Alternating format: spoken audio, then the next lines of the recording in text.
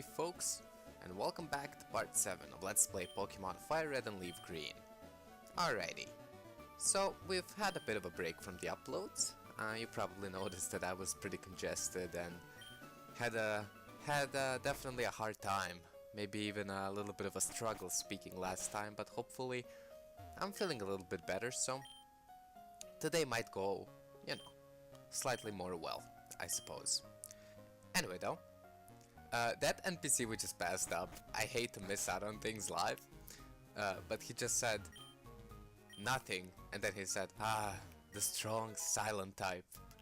I think that's really interesting, and rarely referenced in older video games, that the protagonist doesn't say much, especially in Nintendo titles, and that's quite common for Nintendo, right? So think about it, Super Mario, Link, Red here. And it's really interesting though, because I think that in video games it's very hard to actually write a main character that speaks to make you feel as immersed as you could be in a video game, right? And even when you do have dialogue options, like in most, for example, Bethesda RPGs, more often than not, I'd actually feel like, well, I'd probably in real life not say any of these 4 options or however many you have presented. And I think that's why it's so interesting and cool to actually have silent protagonists. But I guess enough about that. I just wanted to bring that up because that NPC always makes me laugh, because I always forget about that little line. We're at S.S Anne, and this isn't an optional dungeon. Definitely mandatory for the game, because we can't access the gym without getting, I guess, the hidden move, the secret cool, super sneaky cut move, and probably it's here, okay? So, well, spoiler alert, it is. Okay. So anyway, S.S Anne is pretty much your preparation for the upcoming gym, because most people who do play the game don't go to Route 11 or the Diglett's Cave straight away. They probably don't have as much XP as they could have, and they probably already have more than 3 of their team members set for the rest of the game, and they probably also skip on some trainers that I didn't skip. Yeah, I usually play Pokemon games in a way where I pretty much don't miss any encounters, whether it's with trainers or wild Pokemon. I really like to maximize my XP gain in RPGs because I really dislike mindless grinding. But sadly, that's what this dungeon pretty much is. It's a lot of trainers back to back in different rooms, and sometimes you get a reward, like this TM for Brick Break. It's actually one of the rare fighting moves that Mankey doesn't learn naturally through level up, and it's actually one of the best moves. It does have 100% accuracy, which is quite rare for powerful fighting type moves. It doesn't really have any drawbacks. It has amazing power, 100% accurate, and also shatters some different moves that some different Pokemon can set up, like Barrier, Reflect, or even Light Screen. So yeah, it's an amazing move, and because we can't learn it naturally, you definitely want to teach it to your fighting type if you have one. And if not, if you're rocking something like a Pikachu, it's an amazing type coverage move, so I definitely recommend that you give the Brick Break to someone. There's a Hyper Potion in that bucket, and actually a fun fact, when the first time I ever played like a randomized challenge, that bucket had a Master Ball in it, so I guess that's a little bit a piece of trivia from my past gaming experiences in this game's generations. But yeah, there's really not a lot of Pokemon we haven't seen already. Most of these sailors are pretty much the same swimmer archetype that we already saw in Misty's gym. And yeah, most of them will just have Horsies, Shelders, but there is one new Pokemon that we haven't seen before, so I guess I won't spoil it yet. Sadly, because we did start out with Bulbasaur, and Bulbasaur is quite easy to raise and is quite powerful against these, to be frank, weak Pokemon like Horsey. You'll see a lot of one-shots for the battles that I do include. I'm sorry if some of you are bothered that I'm skipping a lot of battles, but there's really no challenge here. It's pretty much like grinding like you would in a route's grass. I mean, sure, you get a ton more XP, and that's why I'm doing it, plus for all the potential rewards that we can reap from fighting all these trainers, not just XP wise, but there is really decent items to get in this quasi-dungeon, I suppose. I mean, you've already seen that with Brick Break.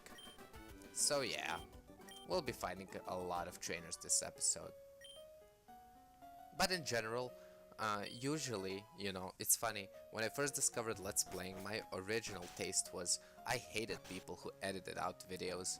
But now that I'm older and I guess I've been converted to this new generation of high expectations and low or short attention spans, I really do like my videos concise, and yeah, I don't want to make you sit through 45 minutes of me battling the trainers with same Pokemon with no nuance or improvement.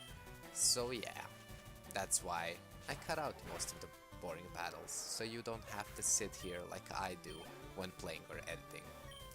But hopefully you haven't blinked, because that was the new encounter just then. It's a Tentacool. In the original third generation games, not these ones because they're obviously the remakes of the Gen 1 games, you can actually catch Tentacools with old rods. Sadly not in this game, that's not the case. Here we're sticking with good old Magikarps from old rods, but back in, you know, Hoenn, you probably can find yourself a really cool Tentacool. Yeah, that wasn't actually on purpose. My lexicon or vocabulary just isn't rich enough, and I just made a horrible pun by mistake. But in general, Tentacools are actually really, I was about to say cool again. They're really neat Pokemon. They're half water, half poison type, and they're actually pretty bulky for a water type. Like I said, this game, or these games, or the game that I'm playing exclusively, which is LeafGreen, specifically has a lot of cool diverse Pokemon when it comes to the water types, and Tentacool is no exception. If you need a bulkier water type perhaps, even though you can't catch one in the wild just yet, again, I definitely would recommend a Tentacool. You know, it seems as though I'm really talking highly of most of the encounters that we see, but I feel as though that the first generation, especially for its time, because of such a, you know, not a diverse pool of Pokemon and as the originals, they really, as a region, had some of the best selection of Pokemon and, you know, just creation based. You can have some of the most cool original teams when playing through these games. That's so unlike later generations. You know, you'll rarely find an original Johto team from the Johto games, whether it's Gen 2 or the Gen 4 remakes. Same thing pretty much with Hoenn. When I watch other Let's Plays or commentaries, you rarely see incredibly original teams, and I don't think that's, you know, me trying to disrespect other Let's Players. That's me trying to disrespect the games, because you rarely really see any variety in those games. And for FireRed and LeafGreen, there's incredible variety. At least in my opinion, sure. Again, Pikachu isn't anything new that we're seeing for the first time, but I thought I'd include some more battles, at least in this section of the game. I didn't really want to blitz through it in 10 minutes or anything. We'll be seeing quite a few Pikachus in these upcoming battles, and not all necessarily from S.S Anne, because as you know, the third gym is electric type. If you're a newcomer, the Kanto, which I genuinely don't believe that anyone is, Lieutenant Surge, the third gym leader, is the electric type master, and he's actually one of the coolest gym leaders in my opinion, not only in the animated series but also in the video game medium as well, and the manga, even though I'm not that familiar with the Pokemon manga if I'm being honest. But yeah, I just remembered that I have the only really graphic tee I ever purchased online, which is a complete just a complete sidetrack from the game's commentary, is a picture, or well, the graphic tee has a picture on it of Pikachu deadlifting, and with the badge of Vermilion City behind it, saying Viridian or Vermilion Gym. If you just, I'm sure if you just Google Pikachu weightlifting t-shirt, you'll find it. It's probably the coolest piece of fan, I guess it's hard to say piece of fan artwork that I have, because it's not official Nintendo, it's just somebody who created an amazing design, and to be honest, I still don't know who the original maker of that is. But this trainer has a Pokemon we've actually never seen before. It's a Ponyta, and it's another fire type. Now, up to this point of these commentaries, I've always, I guess, disrespected all the fire type Pokemon in this game for one reason or another. And I mean, you probably guessed it, but Ponyta is no exception. You know, I'd usually say that Pokemon like Flareon or Ninetales, for example, in the future games they get really increased move pools, and because of the special physical split that comes in later generation games as well, they become much better Pokemon, some that you actually can see even in the competitive scene. Well, definitely not in the overused tier or anything, but you know, in the 4th generation games back when I used to play competitively, you'd run into a Ninetales or a Flareon ever so often in the NU, which is never used, or the UU, which is underused tiers of the battling system. But when it comes to Ponyta, yeah, there's a slight difference in that it's always been bad, and it still is bad, and you probably shouldn't use it.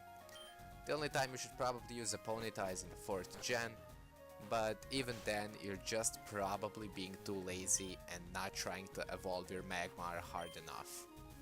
If you really want to water, I mean a fire type, and you didn't start with the fire starter. But surprise, it's actually not been too long, but here's Blue again. And he already has 40 kinds registered in his Pokédex. Man, we're always behind this fool. I can't wait to finally, I guess, supposed to be ahead or something. Are we? Jesus Christ, how many times do we have to run into this guy after he's already completed a section we've never been to before? Man, but yeah, here's this Pidgeotto again, not much has changed. It's just slightly higher leveled. It's now level 19, and it's still just as scary as the last battle. Next up is Eradicate, so looks like he evolved the Rattata, which is pretty nice to see. However, if you do have a fighting type on your team, again, it should be no problem. Especially with Brick Break. I mean, honestly, I'd be hard-pressed to believe that Eradicate would survive even a Karate Chop if we still had it, let alone a Brick Break. Next type, though, is Kadabra, and it's actually scary now, because it can do more than just teleport. It also now has Kinesis, Disable, and Confusion, and yeah, it's much scarier. For example, if I didn't have Vanille here, I'm not sure if I could win. I just would have to bank on Spectre outspeeding, which it probably would because it's 8 levels higher, and then trying to take it out with something neutral like Scratch, because otherwise I'm screwed. It's 4 times super effective against Eden, being the Psychic type, and also 2 times, or technically also 4 times super effective against Spectre, a pure fighting type. Last but not least, he has his starter, which in my case is now evolved. Well, in all cases now evolved forms of the original baby starters. And we have a Vermilion. Now, all the way back, I thought Vanille Rollout, and I talked about it slightly. You know, sometimes I used it to beat a Vulpix or a Growlithe here and there, but here you can really see the power of Rollout. Sometimes it'll miss, but most of the time, if you do choose to have Rollout on your squad, you will be the bane of everyone's existence. You'll be the Whitney to everybody else's Gold, I guess. That was a weird way to say that. Weird analogy in general, but whatever. And here's the captain of the ship. We rubbed his back. Yeah, that really doesn't seem likely. Or like a natural response running into captain's quarters on a huge luxury liner. Jesus, that's a tongue twister for a European. Yeah, I've been getting a lot of those. Whatever. Anyhow, yeah. What a mighty captain of a ship. How to conquer seasickness. Read by the captain. But with that, we're pretty much done with the place, I think. We've explored the basement floors, the kitchen. We've explored the main deck. And now we have nothing left to do but to see the mighty S.S Anne of Vermilion that comes here only once a year, sail away. Probably not to be seen again in this playthrough, or in this game in general. It's actually quite nice. I do enjoy these boat sections in every Pokemon game. But with that, we're out and we can't go back to the pier sadly, but well, we can't really swim in this game for some reason, because I guess we didn't get swimming lessons by the time it was time to become a Pokemon Master in Red's world, so all that's left to do for us is to teach somebody Cut. Well, conveniently enough, it's Meowth for me, because he's in my party, because like I talked about last time, his ability Pickup is very useful, and you actually saw the benefits of that in this episode too. He picked up a few berries along the ship. Sadly, other than an orange berry, it was just more berry powder ingredients, but you know, like I said, sometimes it can be like an Ultra Ball or a rare candy, and in which case you'll be very very happy that you have a Meowth on your team, even if you're not using one. Alright, so a bit of an interesting puzzle in this one when it comes to the gym. It's not just a straightforward path this time around, and yeah, I guess it's the introduction to real puzzles. It doesn't use the move Cut or anything other than entering the gyms, but it does involve some RNG when it comes to the programming of the game, and that's something I don't like. I very much dislike RNG in any games that I play, you know, physical, medium, or digital, and this one in every generation, and by that I mean the originals and the remakes, has never been kind to me. Thankfully, I didn't have to work hard this time around, but first things first, let's not get too ahead of ourselves, let's take out the trainers. You'll see a lot of Pikachu's, Magnemites, Voltorbs here, and they pretty much all have the same strategy. Like the Magnemites we've seen in the last episode, they'll all try to use things like Supersonic to confuse you, and then Thunder Wave to paralyze you. And then the Pikachus will also go a step further because they have Static as their ability, and they won't even need to Thunder Wave you. They'll just use Double Team to make sure you miss even more, and then they'll use Slam because, well, I guess Thunder Shock isn't good enough at this level anymore for Pikachu. This is interesting. So, this very very old man was working under Lieutenant Surge in the army. How old / young is Lieutenant Surge? I always imagined him to be like 40 max, right? Before I thought he was in his 30s or something, maybe 20s. It's very hard to actually predict age when it comes to Japanese media, for me at least. They always animate characters who look ancient, and they, you know, you read somewhere in a booklet that you had to buy because you're a huge fan that they were like 21 or something. But yeah, Tucker, I don't know how you never climbed the ladder in the army, but whatever. Anyway, you have to find a secret switch in these trash cans. And then the second switch is supposed to be right next to the first one. It's all random really, you just have to get lucky, and it's a lot of trial and error, but once you get there, once you open the electric gates, very much reminiscent of my last Let's Play with a lot of electric gates. Sadly we can't hack them this time, but once you get through, you get to fight Lieutenant Surge. Now, Lieutenant Surge says something really cool. if you've read the dialogue instead of listening to my crazy ramblings. He said that electric Pokemon saved him during the war and, cast his enemies into paralysis, which is really both dark and really interesting when it comes to the universe. It's really cool to actually see mention of something as real and actually, happening in the world, like wars. Of course, Lieutenant Surge is an American in the actual canon of the game.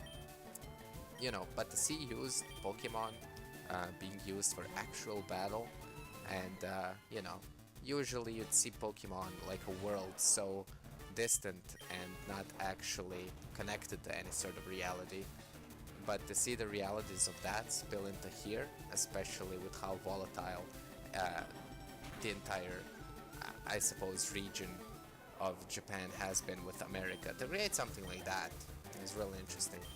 But anyway, with that babbling, we've come to his ace Pokemon, the evolved form of Pikachu, Raichu. Now Raichu is incredibly fast, as most electric types are, and you probably won't outspeed it. It also has the ability Static, just like Pikachu's do, and instead of Thunder Shock, it has Shock Wave. It never misses, and it's more powerful, definitely, than just a Thunder Shock. But other than that, it also has Thunder Wave, Double Team, and Quick Attacks, so yeah.